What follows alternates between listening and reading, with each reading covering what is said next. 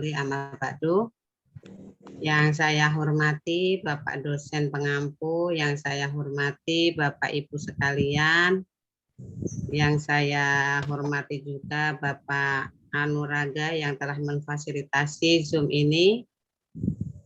Tak lupa marilah kita panjatkan puji syukur kita kehadirat Allah Subhanahu wa taala bahwasanya pada sore hari ini di hari Jumat di bulan yang penuh berkah kita masih dipertemukan dalam kuliah filsafat pendidikan. Sholawat dan salam semoga Allah curahkan kepada junjungan Nabi besar Muhammad SAW, panutan kita, contoh teladan kita sampai akhir zaman. Perkenalkan, ya mungkin udah kenal ya.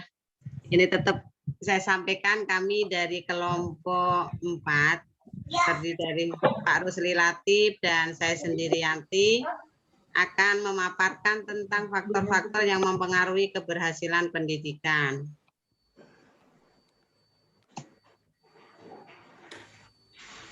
Ini latar belakang dari makalah ini yaitu pendidikan merupakan sarana penting bagi sebuah kemajuan negara, terkhusus bagi setiap individu. Dengan pendidikan manusia dapat mendapatkan manfaat serta martabat yang diperolehnya. Namun terkadang pendidikan juga mengalami sebuah dekadensi sehingga image pendidikan menjadi konotasi yang negatif. Misalnya, pendidikan tidak menghalangi manusia berbuat korupsi, kolusi, dan nepotisme atau yang lainnya.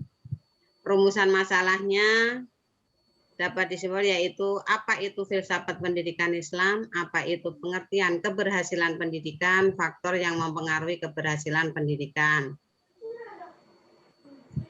Kemudian tujuan dari makalah ini yaitu untuk mengetahui pengertian filsafat pendidikan Islam, untuk mengetahui keberhasilan pendidikan, untuk mengetahui faktor yang mempengaruhi keberhasilan pendidikan. Pengertian filsafat pendidikan Islam. Filsafat berasal dari bahasa Yunani, mungkin sebelumnya sudah dibahas juga ya, Bapak Ibu.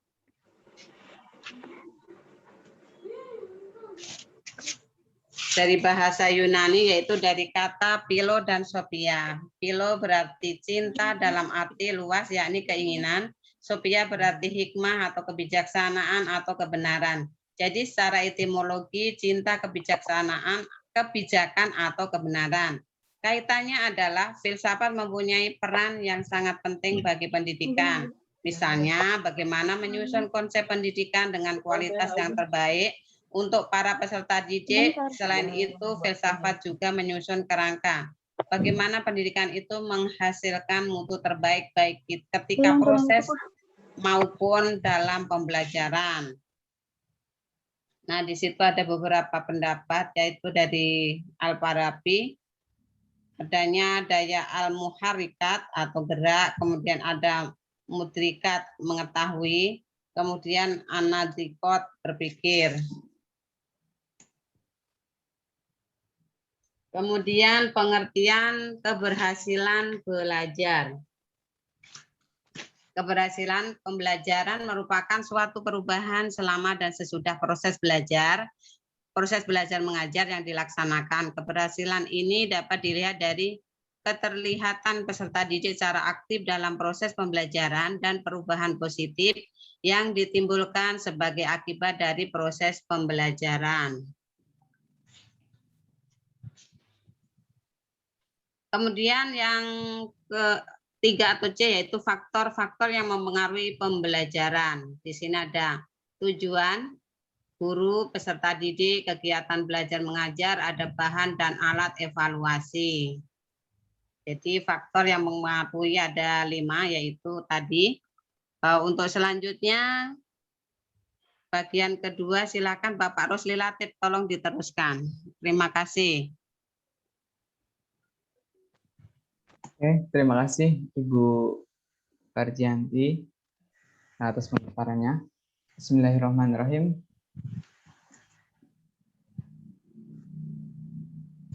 Terus kemudian tadi yang C ya, yang C faktor yang mempengaruhi keberhasilan pendidikan. Nah, yang pertama itu ada tujuan. Apa yang kemudian dimaksud tujuan? Tujuan tersebut merupakan pedoman sekaligus sasaran yang akan dicapai kegiatan belajar mengajar. Terus kemudian tujuan juga menjadi langkah dan kegiatan proses pembelajaran dapat berjalan dengan pasti apabila tujuan tersebut dicapai dengan jelas dan tegas. Tujuan terlalu luas akan mempengaruhi kinerja guru. Terus kemudian yang kedua, faktor kedua yakni guru.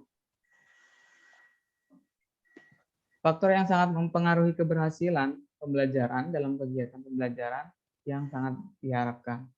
Menurut Syaiful Bahri, seorang ahli, dalam bukunya, bahwa pelaku utama guru itu merupakan pelaku utama yang merencanakan, mengarahkan, menggerakkan, dan melaksanakan kegiatan pembelajaran yang bertumpu pada upaya memberikan sejumlah ilmu pengetahuan terhadap anak didik. Selain itu, guru juga harus memiliki latar keguruan. Terus kemudian, guru juga harus memiliki keterampilan dalam mengajar, pengalaman, pengetahuan yang memadai tentang peserta didik yang akan diajarnya. Kemampuan guru dalam melaksanakan bimbingan, arahan, dan pembinaan dalam kegiatan belajar mengajar akan sangat penting. Terus kemudian faktor yang ketiga yaitu peserta didik. Nah, peserta didik itu adalah mereka yang secara khusus diserahkan oleh kedua orang tuanya untuk mengikuti pembelajaran yang diselenggarakan di sekolah. Sebetulnya hanya di lingkungan pendidikan formal saja ya yang disebut mungkin peserta didik. Kalau misalkan kita lihat para teman-teman aktivis itu jadi sekolah itu sebetulnya bisa di luar begitu. Artinya tidak hanya di dalam ruang sekolah, tapi di lingkungan terbuka pun mereka bisa mendapatkan pendidikan. Terus kemudian tujuannya itu untuk menjadi manusia yang berilmu pengetahuan, berketerampilan, berpengalaman, kepribadian, berakhlakul mulia, dan mandiri. Dari segi sifat, watak, dan lain sebagainya. Terus kemudian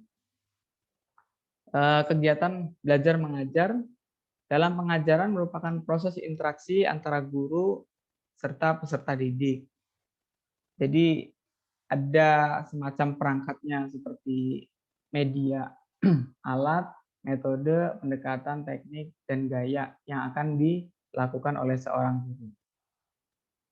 Terus kemudian ada juga bahan evaluasi. Nah, bahan evaluasi ini yang dimaksud adalah materi yang akan diujikan oleh guru pada peserta didik yang didasarkan pada apa yang telah diajarkan. Sedangkan evaluasi adalah item atau sebuah pertanyaan yang telah dirumuskan dengan pedoman kepada teknik atau model yang telah disepakati. Nah, terus kemudian evaluasi juga ada kaitannya dengan aspek kognitif, afektif, dan psikomotorik. Selanjutnya, Bu.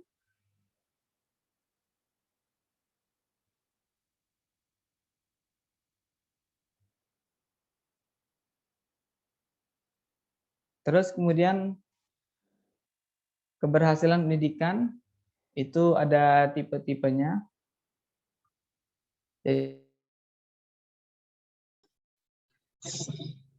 Jadi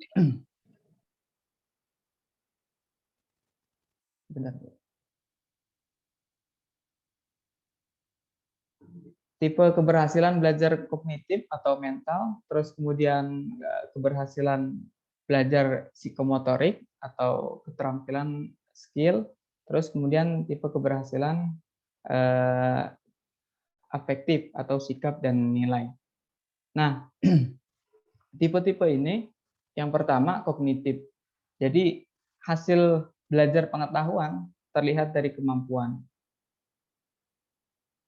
Terus kemudian pemahaman. Terus kemudian menafsirkan, menentukan, memperkirakan. Terus kemudian kemampuan dalam menganalisa masalah. Tipe keberhasilan psikomotorik atau keterampilan seperti kesiapan terlihat dalam bentuk pembuatan atau konsentrasi, menyiapkan diri, terus kemudian hasil belajar dilihat dari perbuatan, menafsirkan rangsangan, peka terhadap rangsangan, terus kemudian terbimbing dari meniru contoh, terus kemudian hasil penyesuaian pola gerakan terlihat dalam bentuk perbuatan, menyesuaikan diri atau bervariasi.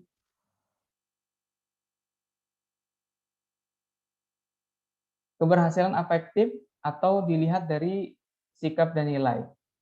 Ini bisa dilihat dari hasil belajar, penerimaan terlihat dari sikap dan perilaku. Contohnya menunjukkan, mengakui, mendengarkan dengan sungguh-sungguh. Terus kemudian hasil belajar dalam bentuk partisipasi akan terlihat dari sikap dan perilaku.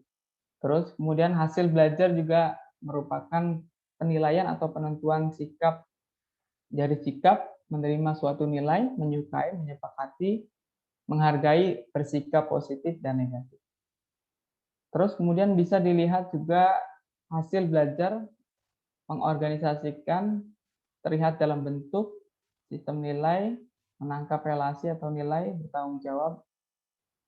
Terus kemudian pembentukan terlihat dalam mempertimbangkan atau melibatkan diri. Artinya anak-anak itu bisa berakhlak ya atau bertingkah laku sebagaimana mestinya.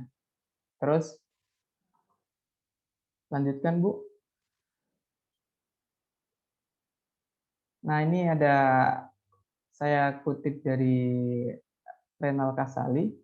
Ini menarik, mungkin para kiai bunyai ada yang punya bukunya kali.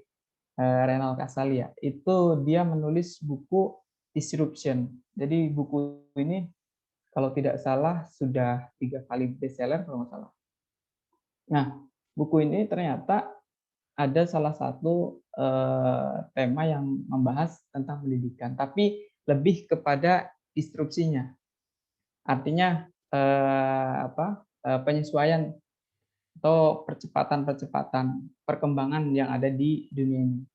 Nah, menurut dia, suatu ketika saat ini peralihan terjadi, kita akan selalu menemukan kelompok orang-orang yang tak siap dan menolak perubahan, pengangguran yang tak terelakkan. Namun masa peralihan itu juga membuat manusia mulai berpikir tentang pentingnya sekolah dan keterampilan.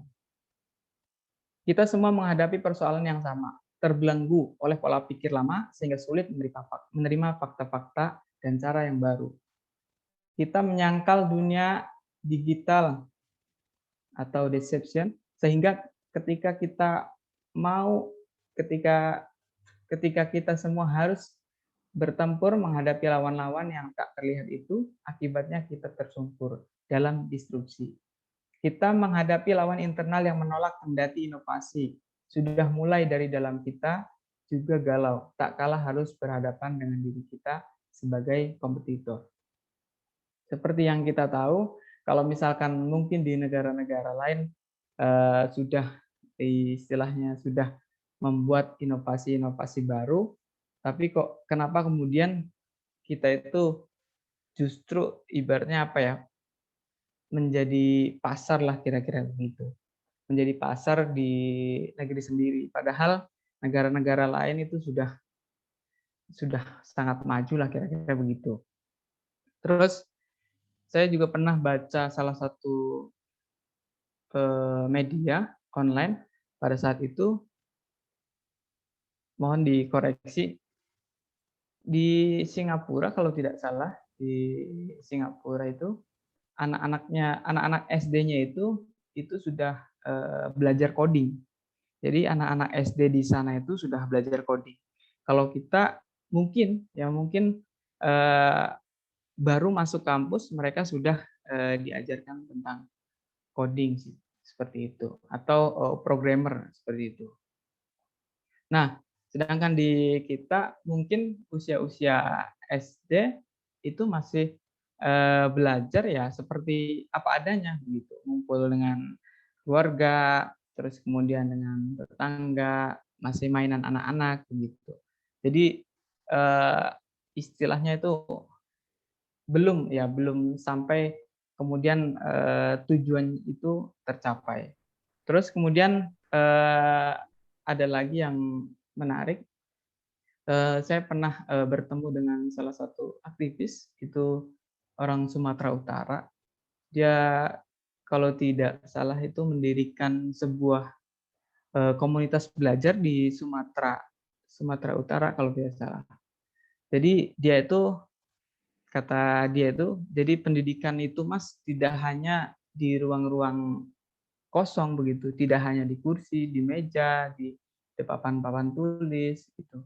Jadi tidak hanya seperti itu, tapi kita di bawah pohon saja, terus kemudian katakanlah guru atau fasilitator atau dia yang lebih mumpuni dalam bidang ilmunya, terus kemudian mengajarkan, dan apa yang diajarkannya itu bisa berdampak, itu juga merupakan pendidikan seperti itu. Makanya banyak sekali sekarang mulai terjadi. Seperti kemarin juga tahun berapa itu ya, yang lagi booming-booming homeschooling. Terus kemudian sekolah-sekolah yang notabene-nya itu sudah menggunakan istilahnya itu jarak jauh atau daring atau online. Seperti yang dilakukan Ruang Guru, Jenius, dan lain sebagainya. Justru mereka ketika mau melanjutkan pendidikan perguruan tinggi, itu mereka istilahnya lebih fokus gitu, mungkin lebih menikmati gitu dengan adanya kursus atau bimbingan online atau belajar online dan lain sebagainya, tanpa harus interaksi langsung dengan guru. Nah, itu hal-hal yang seperti itu bagi Renal Kasali itu hal yang biasa. Tapi bagi sebagian orang, ya itu belum saatnya seperti itu. Tapi bagi Renal Kasali itu sebuah hal yang disrupsi gitu. Terus kemudian mungkin teman-teman juga sudah membaca gitu bahwa Renal Kasali ini punya rumah, namanya itu Rumah Perubahan. Jadi di sini orangnya mungkin umurnya sudah tidak beranjak seperti Pak Kiai Arifin mungkin ya. Jadi di sana itu muda semua. Di sana itu Rumah Perubahan, lokasinya itu kalau tidak salah di Bekasi, itu kayak semacam tempat gitu. Jadi semua orang yang mulai dari berbagai profesi, berbagai keahlian, berbagai cita-cita, terus kemudian impian dan lain sebagainya ada di situ. Dan termasuk mungkin para kiai bunyai yang sudah ada di aplikasinya, namanya kitabisa.com, itu alumni dari Rumah Perubahan seperti itu. Nah, untuk mengawali diskusi yang masih hangat, kiranya nanti kita diskusi gitu, saling bertanya, terus kemudian saling menambahkan begitu, bahwa apa sih yang kemudian menjadi resep gitu ketika kita khususnya yang masih dalam keadaan sebagai guru atau pendidik, bagaimana caranya untuk mendapatkan hati sang anak kira-kira. Mungkin kalau misalkan di SD bagaimana cara mendapatkan hati anak di SD, kalau di SMP, di SMA, SMK juga bagaimana cara mendapatkan hati anak dan mereka itu nyaman seperti itu. Dan kemarin kita juga sudah diskusikan bahwa sekarang itu betul bahwa konsentrasi anak itu hanya 10 sampai 15 menit. Dan ternyata itu pernah saya alami, baru masuk mungkin tidak hanya sampai 30 menit mereka sudah pada ngantuk, sudah pada bosan. Akhirnya kemudian, saya punya trik-trik tersendiri bagaimana cara mereka supaya tidak, mengantuk dalam kelas, atau tidak berisik begitu, atau istilahnya apa ya, ya senanglah menikmati gitu, menikmati apa yang kita ajarkan khususnya sebagai seorang pendidik atau guru. Barangkali itu untuk mengawali, ada tambahan dari Ibu Farjianti, silakan. Mungkin itu cukup dulu ya Pak ya. Mungkin paparan dari kami Bapak Ibu cukup itu dulu. Tentunya masih banyak kekurangan. Nanti dalam diskusi bisa Bapak Ibu memberikan masukan ataupun kritikan yang membangun. Dan kalau mau bertanya mohon jangan keluar dari tema yang sudah disampaikan atau dipaparkan tadi. Mungkin itu saja. Sekarang langsung sesi pertanyaan ataupun masukan-masukan dari Bapak Ibu.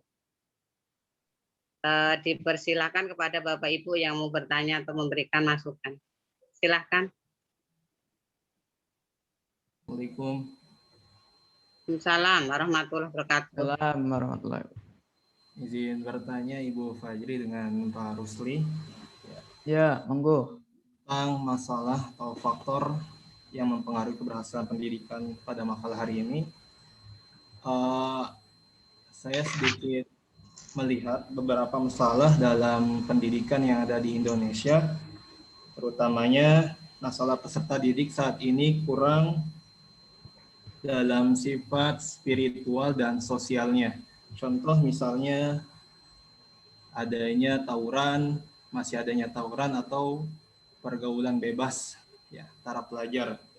Nah, tadi dikatakan juga dalam makalah ini bahwasannya yang tadi dikatakan kita harus bertempur dengan lawan-lawan yang tak terlihat itu, yang tak kasat mata, yang menghadapi lawan internal.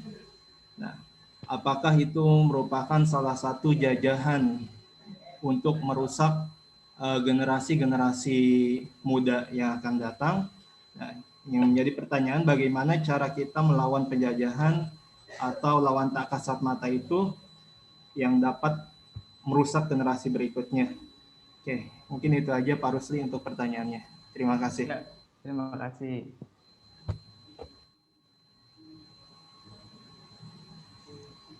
Ini tadi Pak Ahmad Riki Fauji ya Pak ya bertanya nih.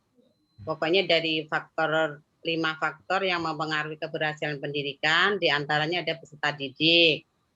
Cuma dalam era sekarang ya mungkin di bidang spiritual, ini contohnya tawuran ataupun pergaulan bebas masih sering terjadi. Nah pertanyaannya bagaimana melawan tadi ya penjajah yang tidak terlihat oleh mata kita. Mungkin Pak Rusli Latif dulu ya Pak ya yang menjawab. Silakan Pak Rusli. Oke, terima kasih. Menarik emang ya.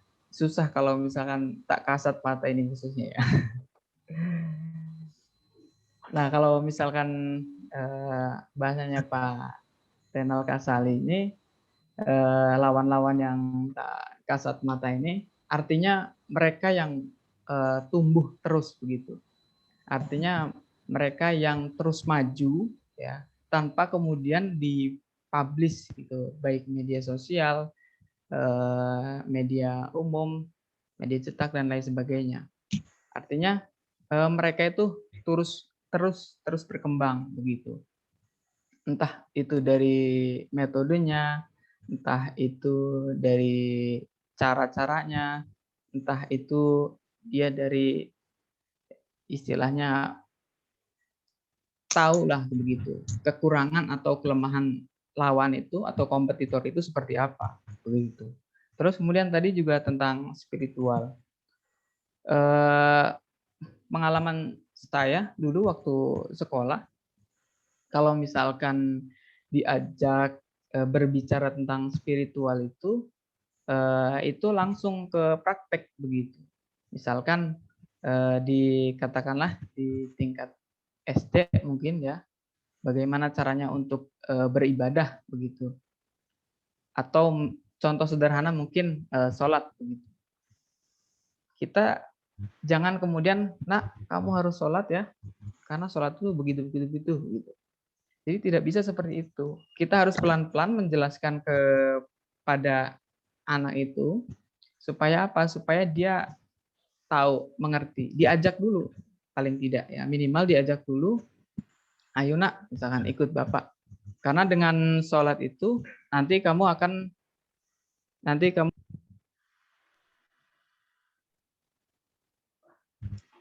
dengan sholat nanti hatimu akan tenang nak gitu. Jadi tidak semata-mata kita langsung menjelaskan sholat bla bla bla bla, tapi dia tidak paham. Nah, saya juga pernah punya pengalaman, itu ada anaknya senior begitu di kampus. Jadi dia ini usianya mungkin sekitar 5 sampai 7 tahun begitu. Ya, 5 sampai 7 tahun. Nah, seketika itu dia ngomong ke saya, Om, saya tidak mau sholat katanya. Kenapa tidak mau sholat? Kan saya belum wajib katanya untuk sholat gitu. Coba bayangkan, anak-anak di usia sekarang bilang gitu. Saya nggak mau sholat Om, katanya, karena bagi saya tuh belum kewajiban sholat itu. Gitu. Nah, artinya dari proses itu kita harus menjelaskan secara lugawi gitu. Jadi apa yang kira-kira membuat mereka itu atau anak itu nyaman gitu dengan sholat. Jadi diajak dulu, langsung diajak untuk praktik. Nah, paling itu saja. Barangkali ada tambahan dari Ibu Parji. Oke Pak. Ya, terima kasih Pak Rosli ya. Mungkin saya juga melihat dari pengalaman ya Pak ya, kalau tawuran, pergaulan bebas, nah itu biasanya dia cenderung kepada udah sekolah menengah ke atas ya Pak ya. Kalau untuk SD mah paling tawuran petasan ya Pak ya. Kalau tawuran yang di sini mungkin yang dimaksud adalah tawuran yang sudah kriminal. Nah saya bukan pernah ya, kebetulan juga ngajar SMK, jadi ini anak-anak yang tawuran dan pergaulan bebas itu biasanya dari lingkungan keluarganya kurang perhatian, Pak. Jadi kan kita peserta didik ini meliputi 3 lingkungan ya, sekolah, keluarga, sama masyarakat. Nah, dari yang saya teliti rata-rata mereka itu kurang perhatian dari orang tua, dan hampir 90% itu rata-rata dari keluarga yang tidak harmonis, mungkin ayah ibunya berpisah, kemudian atau mungkin dia cuma mempunyai orang tuanya sudah meninggal ikut neneknya dan sebagainya. Termasuk juga ini dalam pergaulan bebas juga faktornya dari rata-rata dari keluarga. Yang pertama, kemudian yang kedua dari media sosial gitu. Nah, kalau untuk tawuran atau pergaulan bebas, mungkin dari spiritual tadi Bapak ini sudah cukup luas lah menerangkan.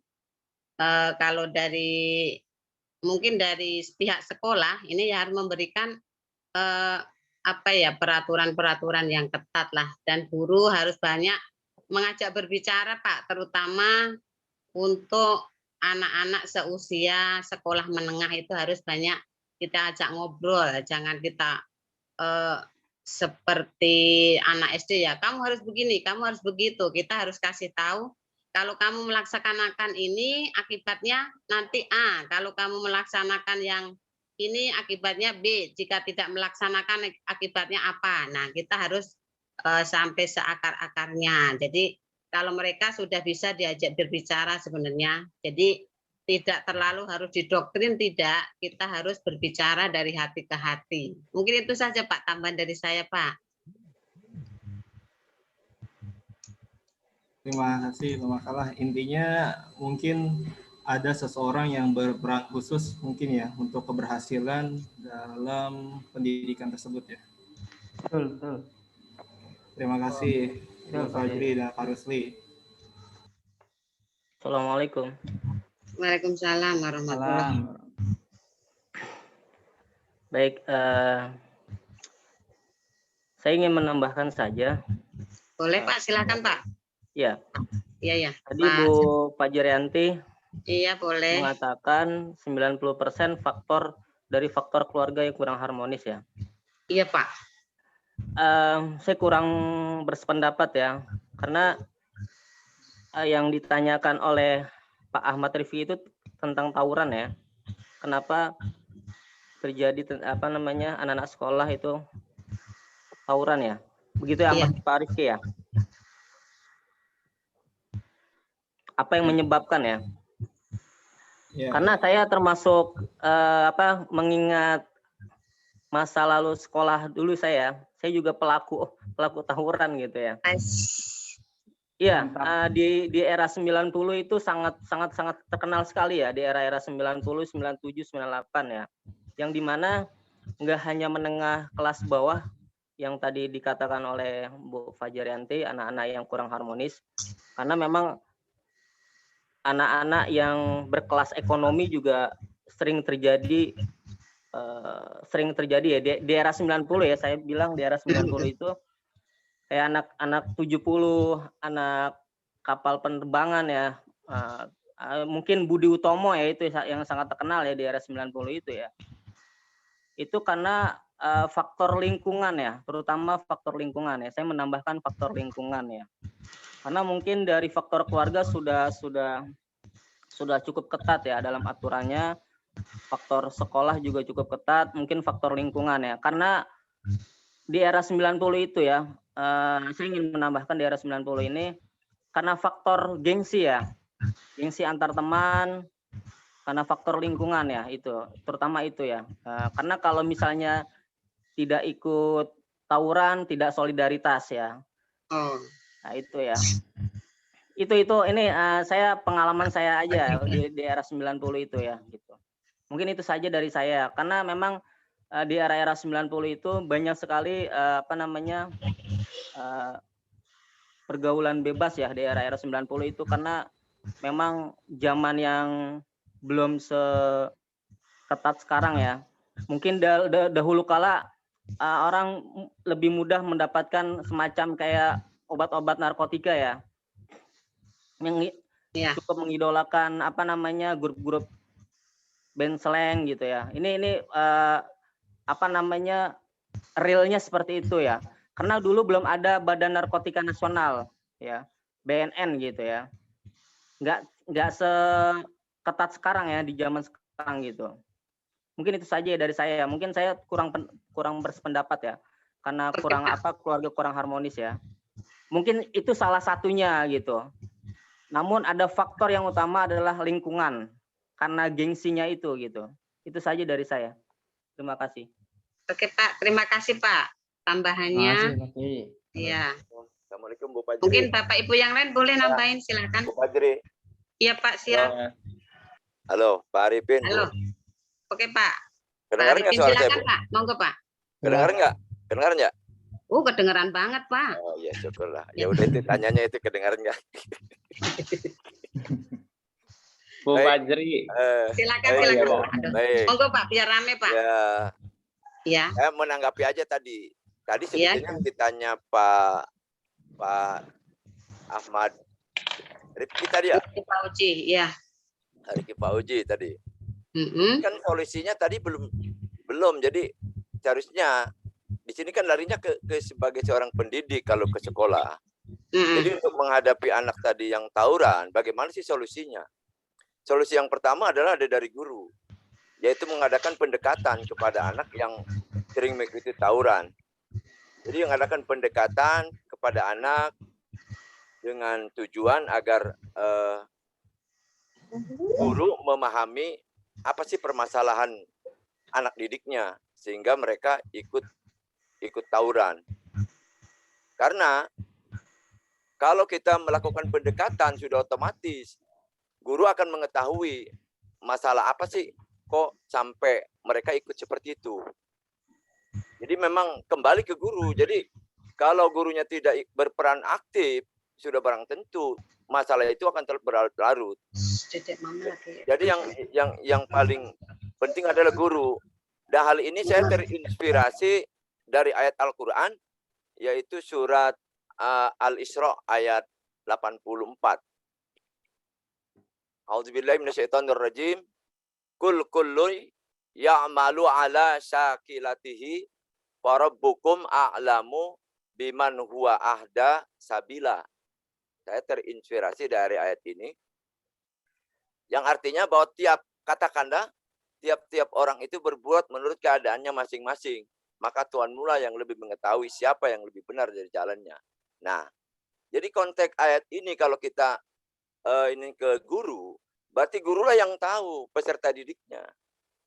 Nah, maka dari itulah peran guru sangat penting dalam hal ini. Sehingga guru akan mengetahui bakat anak, akhirnya larinya ke bakat kan. Akhirnya dengan mengetahui bakat anak, guru dapat menyalurkan aspirasi anak melalui kegiatan yang ada di sekolah.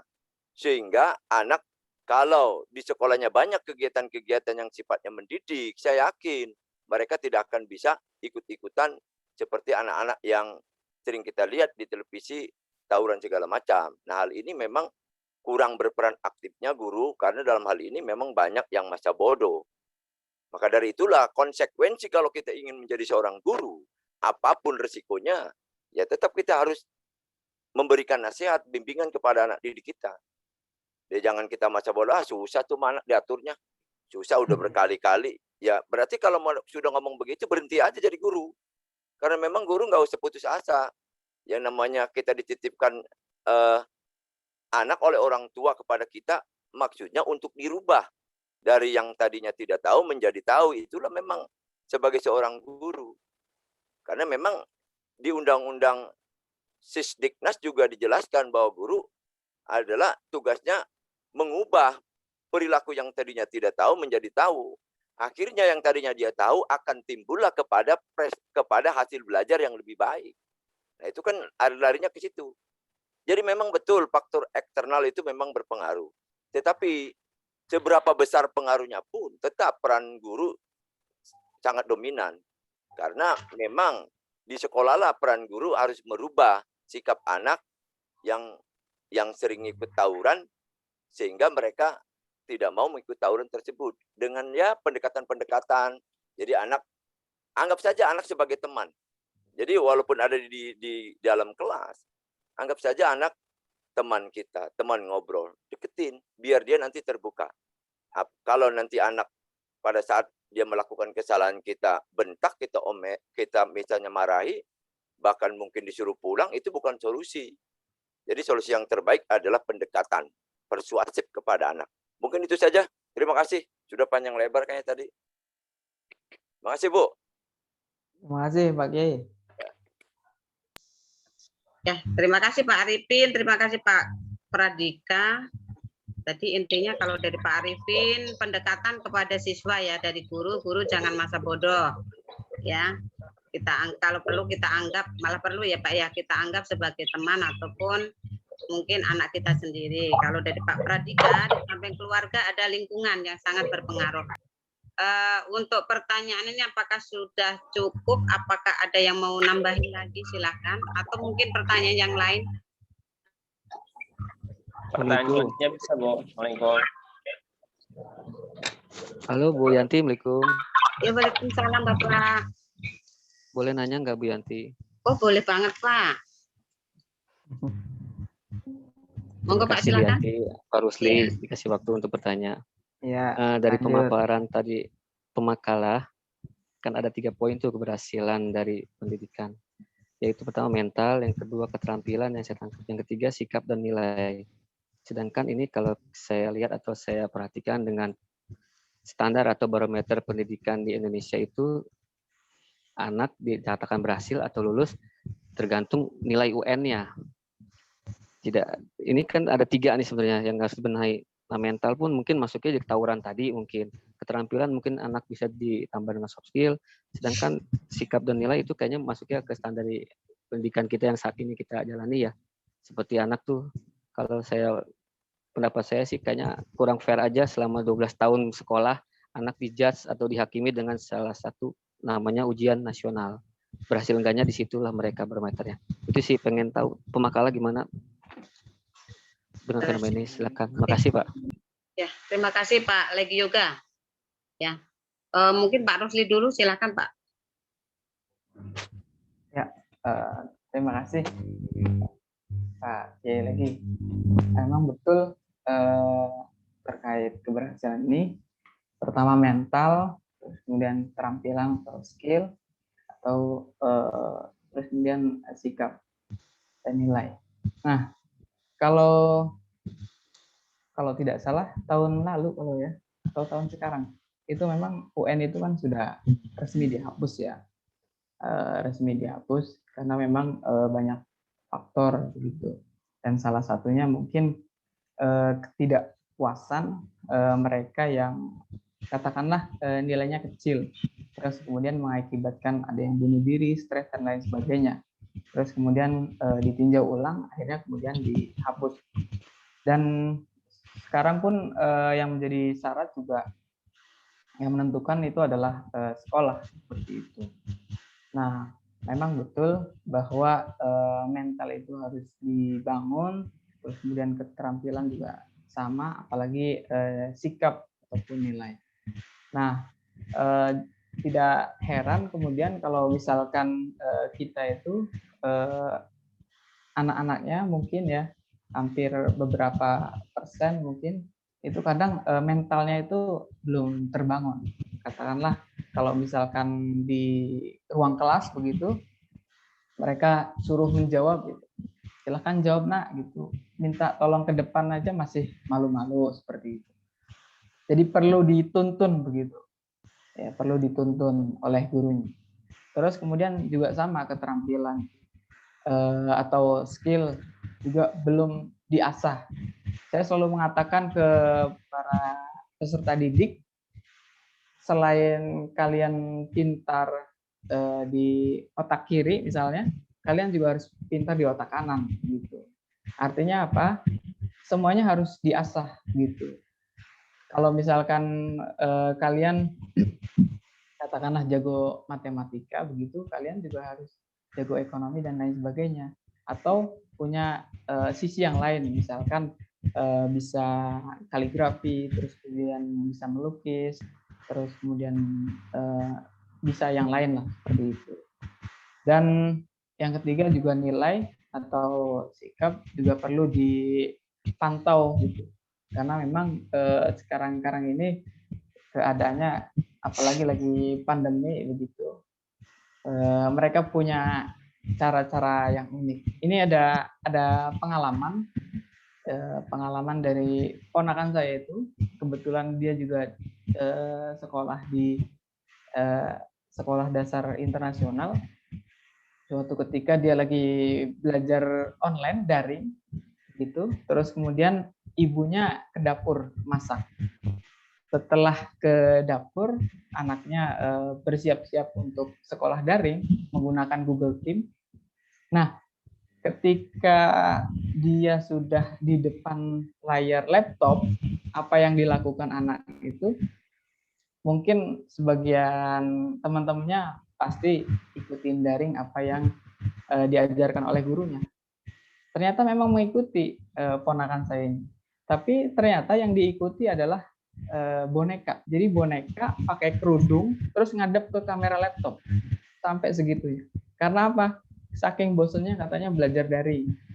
Jadi hal-hal yang semacam seperti itu, hal-hal yang sederhana juga harus diperhatikan. Barangkali itu, terima kasih. Barangkali tambahan dari Bu Pasianti, silakan. Saya nambahin sedikit ya Pak ya, berkaitan dari yang dikatakan Pak Rusli bahwa UN memang sudah dihilangkan. Kemarin sempat senang dari guru-guru Pak, itu diganti dengan AKM atau AKS ya. Kalau AKM itu istilah di Kementerian Agama, kalau AKS di Kementerian Pendidikan, asesmen kompetensi siswa. Nah, kalau kemarin UN itu yang diukur hanya kognitif, yaitu dengan dikeluarkannya nilai-nilai sebagai standar. Kalau AKM ini semua aspek, insya Allah sebenarnya sangat bagus dari semua aspek kognitif, kemudian psikomotor, kemudian afektif, itu semuanya mencakup. Karena dengan pertimbangan dengan AKM atau AKS ini siswa-siswa bisa tersalurkan semua bidang. Kalau kognitif kan cuma berarti dilihat dari ranking saja ya, mungkin pengetahuan saja. Kalau dari AKM ini sebenarnya bisa masing-masing siswa mempunyai kelebihan akan tersalurkan. Tetapi lagi-lagi merupakan kebijakan dari pemerintah. Sampai saat ini kemarin baru uji coba tapi belum bisa dilaksanakan. Jadi mungkin itu saja Pak, sebenarnya program pemerintah sudah bagus tapi belum terlaksana atau dipending dulu. Kepada Bapak Ibu silakan untuk menambahkan. Pak dosen, Saya rasa cukup ya. Ya. Cukup ya. Boleh. Kedengeran nggak suara saya? Ya, kedengaran. Cukup Pak, boleh Pak. Oke ya. Terima kasih Bapak Ibu atas partisipasinya. Saya ucapkan terima kasih. Selanjutnya kepada Bapak dosen untuk mohon arahan, tambahan dan masukan. Terima kasih. Assalamualaikum warahmatullahi wabarakatuh. Oke ya, baik.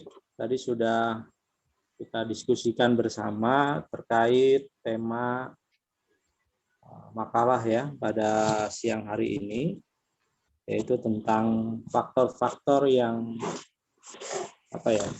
menyebabkan keberhasilan pendidikan. Nah, jadi kalau kita bicara pendidikan, ini kan maknanya tidak hanya sebatas mengajar saja. Makanya ini temanya bukan pengajaran, ya, pembelajaran, tapi pendidikan. Karena kalau yang tadi dibahas UN, itu lebih cocoknya judulnya keberhasilan dalam pembelajaran. Ya, karena kan pendidikan dan pengajaran itu berbeda. Ya. Jadi lebih luas, lebih universal pendidikan dibandingkan pengajaran. Kalau pengajaran itu kan, kalau dalam bahasa Arabnya itu ta'lim ya, jadi proses transfer of knowledge. Jadi kita di sekolah ngajar, habis itu pulang. Setelah itu udah nggak ada tanggung jawab lagi ya terhadap murid ya atau peserta didik. Nah, tapi yang dimaksud di sini temanya adalah pendidikan. Mau jualin stiker yang kemana? Jadi aku bawa ke kantor. Dalamnya nanti jadi ada siap-siap terima dagangan anak-anak. Mana stikernya? Mana stikernya? Dimut. Nah, jadi kalau bicara pendidikan, ya ini kan di dalamnya ada aspek pengajarannya juga, ya, ada aspek pembentukan akhlak juga, ya, kemudian nanti ada aspek pengembangan potensi. Ya.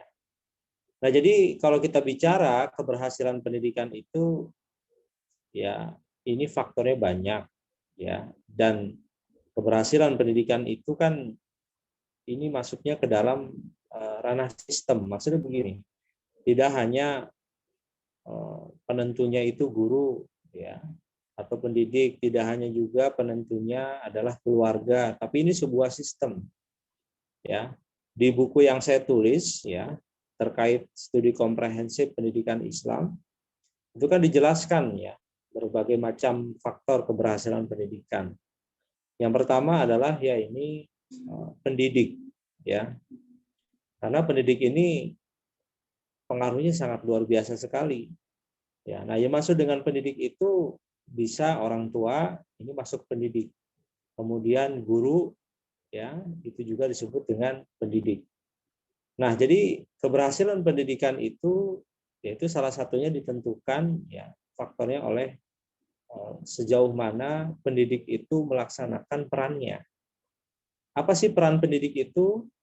Yang pertama adalah ya ini pendidik itu perannya sebagai mu'alim. Ya. Jadi mu'alim itu ya memberikan ilmu, ya mengajar. Kemudian ada pendidik itu perannya sebagai mu'adib. Ya, mu'adib itu sebagai sosok yang membentuk karakter anak. Kemudian nanti pendidik itu punya peran sebagai murabi, ya. Jadi mu'alim, mu'adib, murabi. Ya, murabi itu maksudnya adalah bagaimana seorang pendidik itu mampu mengembangkan ya potensi yang dimiliki oleh peserta didik.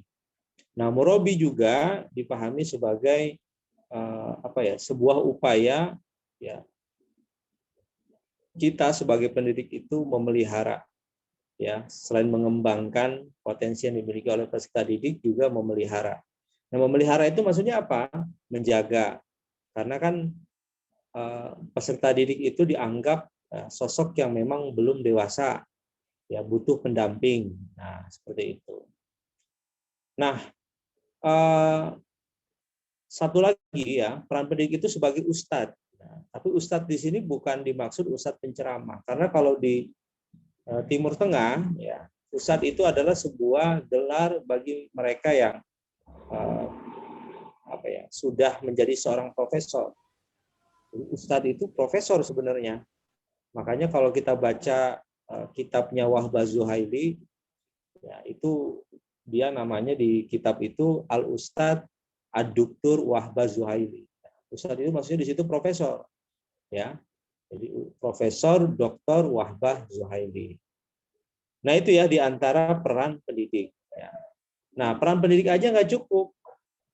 Ya, dibutuhkan juga peran daripada lembaga pendidikan. Ya, jadi lembaga pendidikan itu juga salah satu faktor yang menentukan keberhasilan pendidikan. Nah, lembaga pendidikan itu ada 3, ya. Nah, dalam buku saya itu saya jelaskan pertama lembaga pendidikan formal, kemudian lembaga pendidikan informal, nah, kemudian lembaga pendidikan non formal.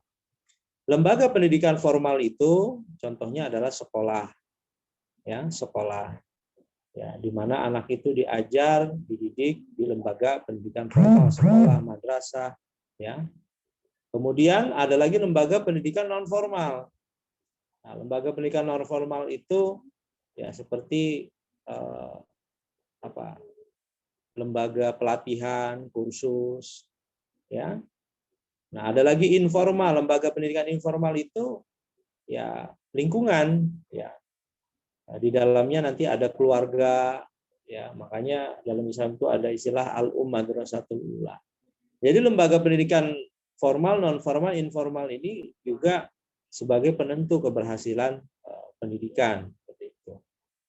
Nah, kemudian selanjutnya ya, faktor yang mempengaruhi pendidikan juga ya, adalah peserta didik itu sendiri.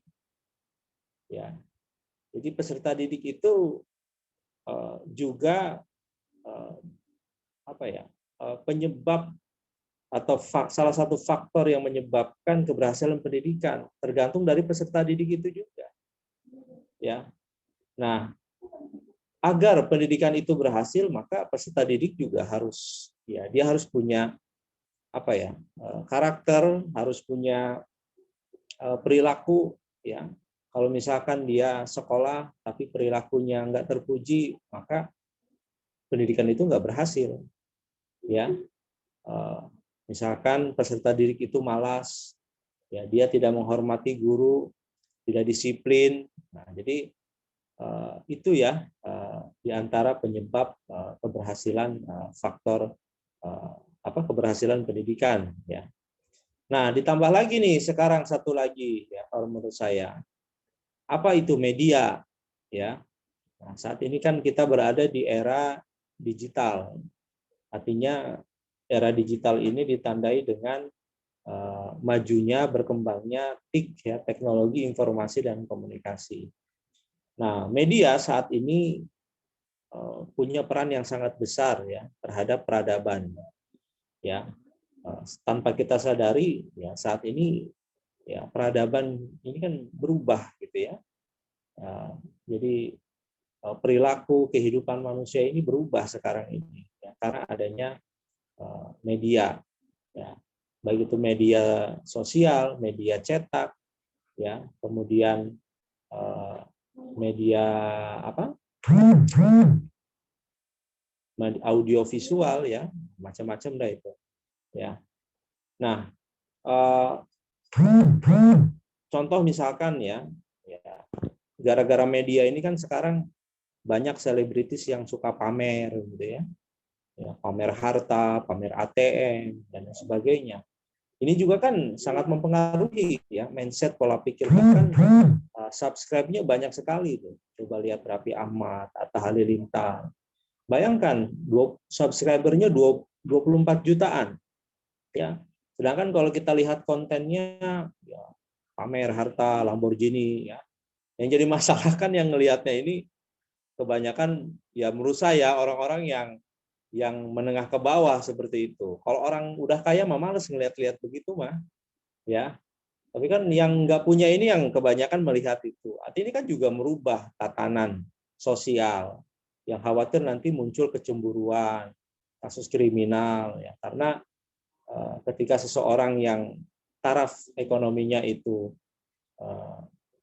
menengah ke bawah, ya, ketika dipertontonkan hal-hal itu kan pasti ada keinginan, ya, dan bisa juga frustasi, bisa juga iri dan seterusnya. Nah inilah, ini kan faktor media sosial juga. Kalau dulu kan nggak ada yang pamer-pamer begitu, ya. Ya biasanya kalau menurut saya yang pamer-pamer gitu yang orang kaya baru gitu, kaget. Kaget, ya.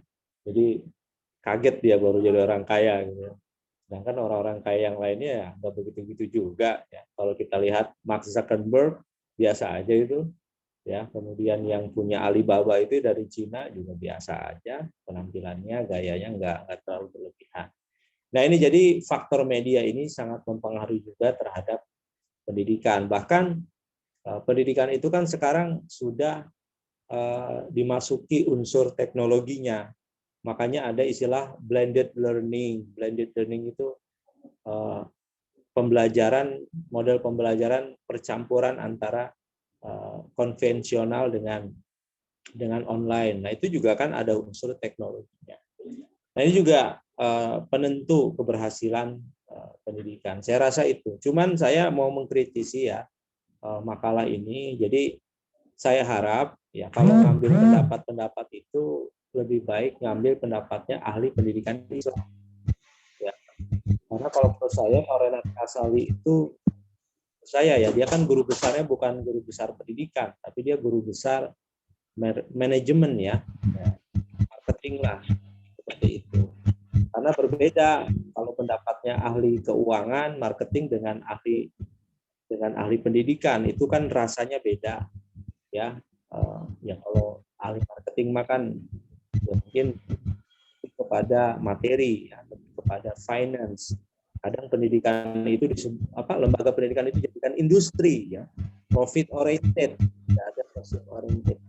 Banyak kok tokoh-tokoh para filsuf-filsuf di pendidikan Islam. Contoh lah yang paling sederhana kalau orang Indonesia, Zakia Deraja, ya, Abu Dinata juga ada, ya, kemudian Azumardi Azra, ya, bagaimana dia berhasil merubah menjadi ini juga kan berhasil juga, faktor maksudnya orang perlu juga dijadikan contoh, ya, semangat spirit pendidikan Islam yang berkemajuan. Ada Ahmad Dahlan, kemudian kalau di luar negeri ya, Adya Al-Abrasi, ya, banyak lah, An-Nahlawi, ya, kemudian orang Malaysia itu Al-Atos, ya, banyak, ya. Bolehlah ngambil pendapat lain seperti prinsip Amerika itu siapa ya, sering dijadi John Dewey itu juga bisa. Nah, jadi kalau Renat Kasali saya rasa ruangnya, ya walaupun dia memang seorang akademisi, tapi ruangnya saya bukan ruang di pendidikan Islam. Nah, jadi carilah referensi-referensi yang memang dia seorang yang apa ya, kontribusi terhadap dunia pendidikan Islam itu tidak bisa saya rasa itu ya. Jadi kesimpulannya, keberhasilan itu kan ditentukan oleh sistem. Jadi kita nggak bisa nyalahin guru aja, ya, nggak bisa nyalahin orang tua aja, nggak bisa nyalahin lingkungan aja, tapi juga kan ada faktor-faktor yang lain yang itu sebuah sistem, ya. Jadi nggak bisa menyalahkan satu hal saja, tapi juga melihat aspek yang lain. Bisa juga kebijakan pemerintah, bisa juga. Ya, gurunya udah bagus, tetapi misalkan kurikulumnya berubah-ubah terus. Ya, nah inilah saya rasa itu pendapat saya sekaligus penutup ya untuk materi pada sore hari ini ya. Itu saja, sekian. Assalamualaikum warahmatullahi wabarakatuh. Waalaikumsalam warahmatullahi wabarakatuh.